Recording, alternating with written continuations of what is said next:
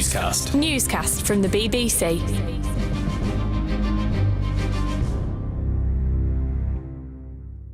Hello, it's Adam in the Newscast studio making a little Saturday appearance. And it's Laura in the Newscast studio. It's very nice to be reunited with you. Yeah. And it's very nice and very helpful, I think, also today to have Paul Adams, one of the BBC's marvellous diplomatic correspondents, with us this afternoon, because overnight events in Iran with Israeli strikes, long anticipated, but it does make you wonder, what do these attacks mean? What might come next? So, Paul, what do we know so far?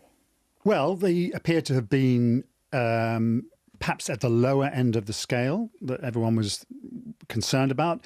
They did not hit Iran's nuclear facilities. They did not hit Iran's oil production facilities. They went, it seems, for strictly military targets. Now, we haven't been told by the Israelis, and we're certainly not going to be told by the Iranians, the actual detail of this. But we do think it was missile production and launch sites and air defences. So in a way, it's a little bit like an extension of what the Israelis did in mid-April, the last time we were in the situation of sort of tit for tat, when they went after the air defences around one of Iran's main nuclear sites. So, it's enabled the Israelis to do what they were clearly felt they were compelled to do and to make a pretty big statement. But it's also allowed the Iranians to say, not much to see here. Yes, a couple of soldiers were killed, but we're not looking at something that where the Iranian authorities are saying, we've got to reply and we've got to reply. Now, I think there are just two interesting things about it, though. One, this is the first time in 30, 40 years that the people of Tehran have woken up to the sound of their city being under attack. Not since the Iran-Iraq war back in the 1980s has that happened. And two, this is the first time the Israelis have ever publicly announced that they are attacking Iran. So we're in new territory for those two reasons. Which is so interesting that simultaneously something quite kind of low-key has happened. I mean, it seems weird calling it low-key, but in terms of the scale of retaliation, it's at the lower end, as you were saying, but actually something that's quite so significant as well. And it's the beginning of a new chapter. Yeah, and then certainly plenty of people in Israel are seeing it as that, because this shadow war is now out in the open. And yeah, it does feel as though we're in new territory. I mean, if you look at what Israel is doing in terms of attacking and degrading its opponents, who are Iran and Iran's sort of sponsored allies and militias around the region, it's doing a lot of damage. So it will have done all this damage to their missile facilities. It's almost obliterated Hamas in Gaza. It's well on the way to not obliterating Hezbollah, but destroying all of Hezbollah's big capability in Lebanon. It has also hit the Houthis in Yemen a couple of times, and of course the Americans and the British have been doing that too.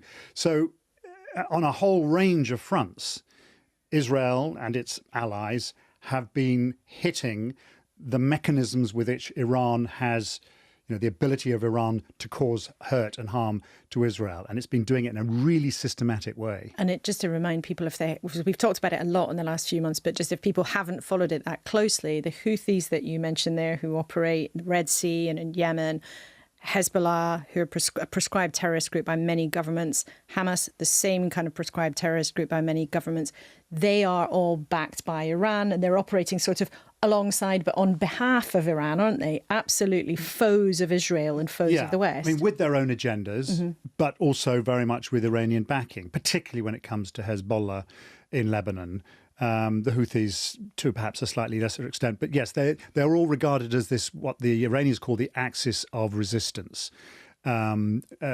which one of its principal objectives is to cause Israel harm. And in fact, they're all committed to the destruction of the state of Israel. So in that sense, this has an existential quality for the Israelis, and they have clearly used this opportunity after years of fretting about the capability of some of these groups to do Israel harm, not the Houthis in Yemen, but certainly Hezbollah. And that's where they expected the big attack to come from, not from Gaza. They've used this opportunity to finally take any semblance of gloves that they had on, to take those off and to deal with these threats one by one and in a far more systematic and destructive way than we've ever seen before. And as you said, actually to announce publicly what they'd done. This is the Daniel Hagari, who people might get used to seeing now. This is the spokesman for the IDF, the Israeli army, announcing what happened earlier today. In response to months of continuous attacks from the regime in Iran against the state of Israel, right now, the Israel Defense Forces is conducting precise strikes on military targets in Iran. The regime in Iran and its proxies in the region have been relentlessly attacking Israel since October 7th on 7 fronts, including direct attacks from Iranian soil. We will do whatever necessary to defend the state of Israel and the people of Israel.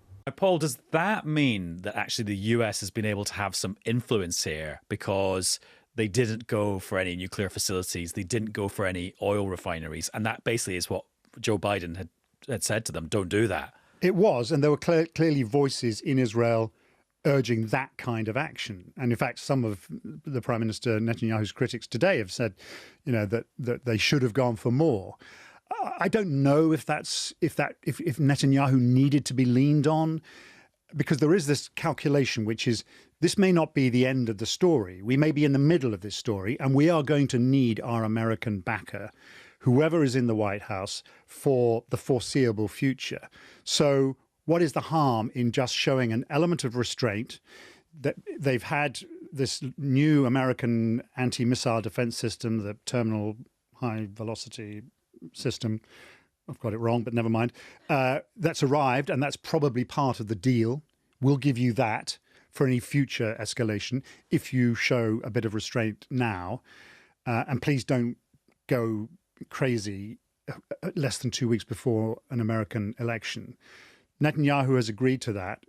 It seems to me like a win-win for him, because he has that added insurance for a next round if there is going to be a next round. Of course, we don't know that. And of course, I suppose it does also make it a little easier in this very difficult diplomatic dance that Israel's allies are involved in, not to be seen to be on the side of some massive fire and brimstone attack, which would be overtly seen as really upping the ante. And this is how Keir Starmer opened his press conference at the end of the longest summit in the world on the other side of the world. Longest journey to get to the longest journey, the Commonwealth Summit in Samoa. I am clear that Israel has the right to defend itself against Iranian aggression. I'm equally clear that we need to avoid further regional escalation and urge all sides to show restraint. Iran should not respond. So what do we know about any potential Iranian response then? Well, they've said that they're kind of obliged to, as you would. The question for Iran now is how, because, as I said, they've suffered enormous damage, not just themselves but their allies around the region. So their toolbox is just that much depleted now, and they know that whatever they do, the Israelis can do infinitely greater damage. This is a regime in Iran that is unpopular, an economy that's on its knees. It can ill afford an all-out assault on Israel, whatever its kind of ideological motivation. So, they do still have the ability perhaps to resort to obscure acts of terrorism around the world, something that we've seen in the past. But I think they're going to have to think long and hard about what they do next, and whether, in fact, right now it would make more sense to lick their wounds, because this is not an escalation that they can never really win. It's interesting, you told us earlier as well, that it's the first time in decades that Tehran itself, the Iranian capital, has been attacked, that citizens in Iran will have woken up to the sound of bombardment of their own capital city. And I'm just remembering a couple of weeks ago, one of our colleagues from BBC Persia was here and was telling us about the unpopularity of the regime, reminding us that Iran is not a democracy, it's a repressive regime. Political opponents are put away or tortured, terrible things happen. What kind of impact do you think these attacks might have on the stability of the Iranian regime? Well, it's a good question. And, in this, in excess of 3 weeks that have been waiting for this thing to happen, Benjamin Netanyahu did make this rather unusual step of a direct address to the Iranian people. And he said that change is coming and sooner than you think. So clearly in the back of Israel's mind is the thought that maybe we can engineer a situation in which the Iranian people rise up and overthrow their regime. And what better way to kind of show the weakness of the regime than to show that Iran is incapable of intercepting those sorts of attacks and make that kind of very, very obvious statement. I think Iran experts will all say, yeah, fine. But if one way of uniting the Iranian population is to be seen to be attacked by Israel. So even if you're a fierce critic of the Ayatollahs, you might rather resent the fact that it is Israel that is telling you to overthrow them. Well, I remember when Netanyahu posted that video on social media and everyone said, oh, that's a little bit weird. That's a very ambitious goal. But then you join all the dots together from what you've been saying about what Israel's been up to the last few months. And he's obviously got quite an ambitious plan, like taking on Hamas, Hezbollah and Tehran, basically all in one go. That's an ambitious thing. It is. And frankly, from his point of view, it is unfinished business until the Iranian regime drops this attitude to Israel of confronting it, of denying its right to exist, of sponsoring organizations around the region that are actively, pursuing that agenda. That, in Israel's view, has to stop. And if that means ultimately the regime going, fine, that's what has to happen. And I think, Israel's been thinking about this for decades, obsessed with it, obsessed with Iran. But now, perhaps for the first time, they sense an opportunity to actually make this happen. I suspect that wise heads in Israel are saying, well, there's a limit to how much we can engineer this. And it's such an interconnected chain, but with sort of fractured loops. It's not all the connections are not all straightforward. And you mentioned, the Houthis in Yemen have got a different agenda. That's a different agenda to Hezbollah, the armed militia in Lebanon, and a different agenda then to Hamas in Gaza. And yet it is all connected. Do you think the attacks overnight on Iran will have an impact on what's happening in Lebanon and what's happening in Gaza? Not an obvious or direct one. We are seeing in the last week or so a revival of American diplomatic efforts to try and engineer ceasefires in both of those wars. They've been going on long enough. And there are actually some noises from the Israelis suggesting that the Lebanon operation may not take that long, that they're quite close to achieving the sorts of things they wanted to achieve. They're not planning to lay waste to southern Lebanon in the same way that they've done with Gaza. So it may be that once the American election is out of the way, which is kind of a straitjacket when it comes to the Americans and their diplomatic efforts, nothing can be said between now and election day that is going to further alienate any part of the Democratic, constituency, whether they be Israeli, Jewish Americans or Arab Americans. So that's a constraining influence. But once that's over, and if it goes the White House's way, then we might see those efforts, kick up a gear. And if the Iranians have not retaliated, have not escalated further, then maybe people will start seeing a chance for some kind of progress. But it's pretty tentative stuff at the moment. Just to bring us back to what's happening today, and we're recording this episode of Newscast kind of early afternoon on Saturday. I've just seen a few things online with people speculating, there's a new Israeli offensive in northern Gaza, and it's quite a powerful one. Yeah. Is this strike on Iran a way to distract people so we look over there when actually the real action is over there? Yeah, maybe. But, again, Israel's sort of objectives in Gaza have been clear for months and months and months. And what they are arguing is that Hamas remains a threat in some parts of the northern Gaza Strip.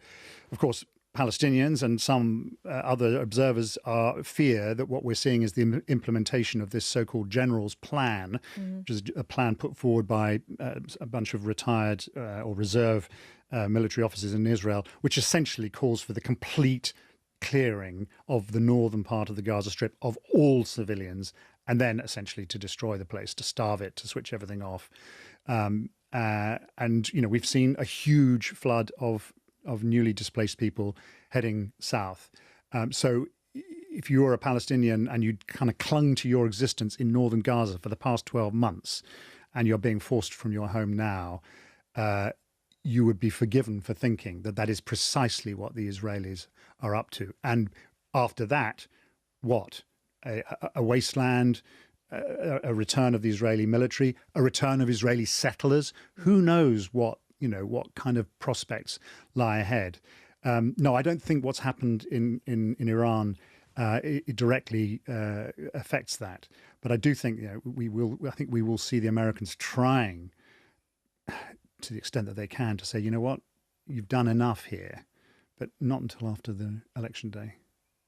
Well, that, of course, is such a huge event. It's going to determine so much, and in all sorts of areas, whether it's diplomatic, economic, political, there is a real sort of holding of breath for all sorts of different reasons. Paul, can I throw you another curveball while we've got you here? Do a bit of a world tour. I've noticed a lot of kind of newspaper articles and foreign policy observers talking about a potential kind of future situation in Ukraine, which they describe as the West's German solution. In other words, that Ukraine is sort of chopped down the middle or chopped off at the side, and that's how you eventually end this conflict. What is that all about? I don't quite get it. I think it is about a kind of a recognition or a belief, a kind of growing belief that nothing that the West can do is going to change the front lines in Ukraine, that essentially those front lines have been static for, well over a year. With small adjustments here and there. And of course, you've had the Ukrainian incursion into the Kursk region in Russia. But essentially, nothing much is moving. And there isn't really any prospect that people did have at one point that somehow the Ukrainians could roll the Russians back. And that, in other words, we are going to be in this situation more or less indefinitely. And therefore, the sensible thing is to stop the suffering and the killing now, essentially freeze the conflict along the existing lines, and then get back to some kind of negotiation process. Not a popular notion in Ukraine, which clings to the idea still that this is an invasion and it needs to be repelled, and Ukraine's sovereignty needs to be recognized. But it is the kind of talk that people, in the corridors in Washington and London and elsewhere, will have been having for quite a long time, frankly. I remember when we talked to Stoltenberg, the NATO chief who's now gone, I can't remember the exact date, but it was some time ago. And he didn't for a second say President Zelensky needs to accept that he can't win and he is going to have to accept some kind of negotiation. But in the context of one careful answer, he did use the word compromise. He wasn't saying he has to do it now. We talk to anybody in Ukraine and there is no political possibility right now that they could say out loud, of course, in the end, we'll have to talk. Yeah. Zero. But as you say, that in the ether, either you choose stalemate or you have to choose something else. But for Ukrainians, as you say, and also for Western leaders, are they going to urge somebody to sit down with Vladimir Putin and do a deal right now? That would be something. I suspect if you analyse the rhetoric of Western leaders from, say, 18 months ago to today, you would find subtle differences in the emphasis on Ukraine's sovereignty, recognising, sovereign boundaries, no solution without, Ukraine being in the lead. There is definitely a weariness. There's no two ways about it. Yeah, you can something to go off and Google, Adam. Well, you can sense a shift in the wind, and I just think when you spot these little moments, it's good to talk about them because inevitably sometimes the wind goes in that direction. Anyway, Paul, thank you very much. I feel like I learned a lot from listening to Paul about that. So it's great to be able to just chuck him all those questions. That was very, very helpful. Yes, Professor Paul. Right, so do you know what? I'm doing a guest appearance as Paddy O'Connell on Radio 4 on Sunday morning. I'm presenting Broadcasting House. That's why I'm here. I'm doing the Paddy O'Connell shift. Oh, so you only got out of bed because you're doing Broadcasting House on Radio 4 this morning, not just to hang out with me and our lovely newscasters on a Saturday I would be out of bed by now on a normal day. Yeah. Sleep until like 3. Who have you got on the chairs tomorrow? So tomorrow, because it is the week before the budget and the government, I'm pretty sure is going to suggest that there's going to be lots more money for schools. We've got Bridget Phillipson, the Education Secretary, and what could be in the budget? You can have an interview with the Education Secretary. yeah. It doesn't take Inspector Clouseau to work out that there might be something good coming on schools. So we will have Bridget Phillipson. For the nerds out there, perish the thought that any newscasters would be political nerds. They might notice a very big break in convention. Because No Chancellor. Right. So for years and years and years and years and years, people have said, have the Chancellor the week before the budget. And what happens is you have an interview where they say, I can't tell you. Yeah. You'll have to wait for Wednesday. Well, this year, a break in convention, and we will be talking to the Chancellor, Rachel Reeves, next Sunday, once everybody has had a chance to chomp through the budget, digest it, and work out what it really means. Let's save all our budget chat for Sunday's episode. Let's we'll have save more all our to budget go chat on once for you've spoken tomorrow. to Bridget Phillipson. We and actually, will. we need to spend a bit of time because actually we know quite a lot about what's going to be in it because Rachel Reeves and her allies have said it or briefed it. They've said a lot. And not least the big change to how the government's going to count debt, which sounds really boring, but is really, really important. But it is a massive, massive, massive moment for this new government. Oh, right. This week we did 2 extra bonus episodes of Newscast, which are profiles of the final 2 contenders for the Tory leadership, Kemi Badenoch and Robert Jenrick. Do you have any strong political memories of those 2? I particularly remember him coming on the show the weekend after he'd resigned and coming in sort of reborn, like full of energy, new haircut, looking kind of sharp. And I thought, oh, this is just interesting. I mean, it was interesting anyway. Yes. Because he'd resigned over immigration, and he, gives the impression that his time at the Home Office sort of radicalised him almost and shifted his politics. Skeptics would say he shifted his politics because he decided he wanted to run for leader. But I remember that very, very clearly, him coming in sort of looking like a different politician. And looking, I thought at that point, I thought, oh God, I bet he's going to run for leader as and when it comes up. And then Kemi Badenoch is one of those people who actually my first memories of her are hearing other people talk about her and say, there's this interesting new MP. You might not have heard of her yet, but she is going to be one to watch. She's somebody who's going to sort of, soar away. So yeah, that's I think more what I remember of her is actually other people kind of pre-mentioning her. Well, it's interesting you say that because the little bit of archive of me we played in the Kemi Badenoch programme is me interviewing her for the Daily Politics at Tory Party Conference in 2009. And she was put forward by Conservative Central Office as the new face of the She Conservative introduced Party. Theresa May on the platform as well a few years later, I believe. Oh, yeah. Just shows you no one really has a meteoric rise, do they? It can look a bit meteoric and it may be faster relatively than some people in their political careers, but actually there's always a sort of long preview period, isn't there? Well, people can spend quite a lot of time being tipped for greatness. Just as you were, Adam, and look at you now presenting Newsnight of all things. Yeah, but not necessarily well, as you will hear. This is me. I've been doing a lot of filling in this week. This is me filling in for, well, actually, Victoria doesn't really do Fridays. It's probably filling in for Faisal Islam. And it was like the end of Newsnight is always quite stressful because there's lots of very talkative people on there, something I'm just not used to at all. Well, it's because you've got a newscast, you've got no one going, 10 seconds. Yeah, exactly. Stop talking now. And also when you're on television, you have to stop at the appointed time. Yeah. Because there's then, I think actually it was House of Gucci was on afterwards and we didn't want to hold up House of Gucci with Lady Gaga's terrible Italian accent. Anyway, I was a little bit flustered, so here's how I ended the programme that is actually technically officially called Newsnight. Faisal leaving us on a cliffhanger for this edition of Newscast, which is where we will leave it now. Victoria will be back on Monday and I hope you have a great weekend. Bye-bye. Do you know what, Adam? What we like to say at the weekends is we're very happy to say when we get things wrong. Paddy's had to do it. I've had to do it.